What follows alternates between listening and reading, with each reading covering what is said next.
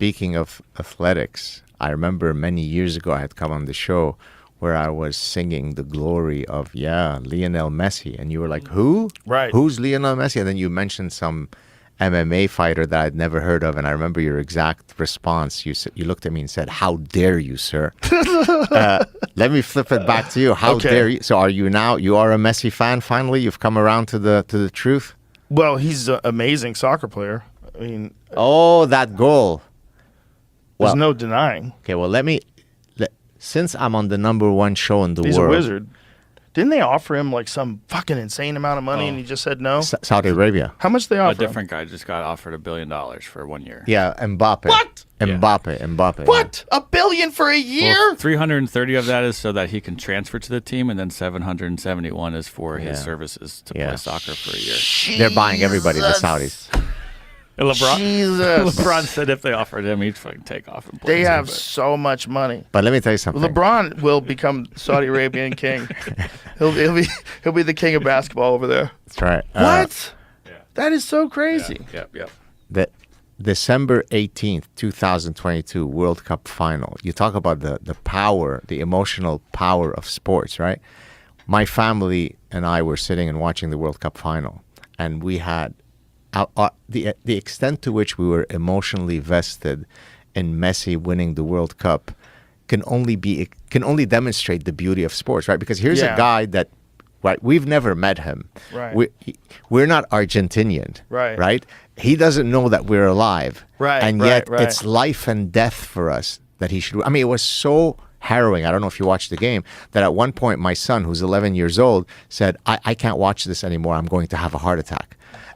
That's the power of sports, that it can pull us in and it can make us truly tribal. And in my case, before you interject, it was kind of driven, my desire for him to win was driven by really a purity strand. It was that it seemed cosmically unjust for the greatest soccer player of all time to not have won the World Cup. So when he won it, to me, it seemed like the world is right. Beauty has won. I get it. Look at That's this guy. awesome. And I should add, what a guy, right? Humble, sweet, family man. What's fascinating to me is as happy as they are, the people on the other team that were rooting for the team, they're devastated right now. Yeah. That's the weird thing about sports. Yeah, you can get so attached to what's happening that a loss is like really a loss. Yeah. Can't believe we fucking lost to Kansas City. Well, in my first book ever, 2007, Evolutionary Basic Consumption, I talk about studies, not my studies, I was citing other works, that looked at what happens to the testosterone levels of fans as a function of whether their team wins or loses. Of course, how do you test that? Well, it's been tested. You just take salivary assays of fans as their team is winning or losing. You can get testosterone levels from that? Yeah. That's interesting. Yeah, and so Wow. now it's not surprising, as you would know as a fighter, that if you and I fight and you defeat me, your testosterone level goes up, my testosterone level goes down. Like a video game.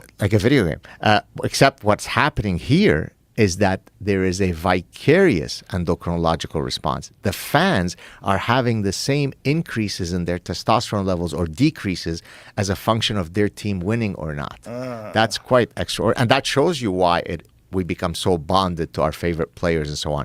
We are really going through this battle with them. Yeah, it's really the case with fighters. When people have a fighter that they're really a giant fan of and that person gets beaten in a devastating manner, it's heartbreaking.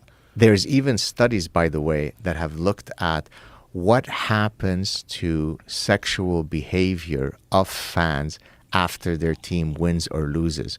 So if let's say if your wife is upset that you haven't been producing in the bedroom, she should pray that the husband's favorite team wins, because if he wins, he has an increase in testosterone level, increases their libidinal drive, and so we're animals.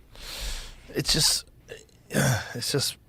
attaching so much of your own emotions to something completely out of control and just rooting on it. Exactly. Austin has a team, right? Oh yeah, they have it's the only real professional team in the So town. are you willing on your show to commit to inviting Dr. Gad Saad to a game when Inter Miami comes over? Because Gad should see Lionel Messi in person? I would be happy to do that if I am going to be here while that is happening. So I have a lot of commitments.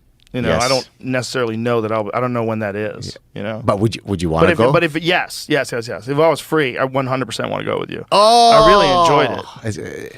Yeah, I really enjoyed it. That's amazing. You know, just made my day. You made me happy. Matthew McConaughey, who's the coolest. Yeah. Such a good guy. Yeah. He's one of the owners too. So he's there. Of Austin. Yeah. Oh, is that right? Yeah. In soccer, of course, you've had this perennial discussion about, you know, Messi versus Ronaldo. I don't really think there is a debate. Messi's much better. But I admire his humility, right? Because if there ever was someone who should have a chip on his shoulder, it should be Messi, probably the most famous person in the world who's done it all. And yet he really walks around as though he's nobody. On the other hand, Ronaldo is a big showboat. If you ask Ronaldo who's the greatest player ever, he'll say, it's me. Whereas if you ask Messi, he'll list 10 people and he won't put himself on that list. And so there is a way by which he engages in his personal conduct that I think is really admirable, that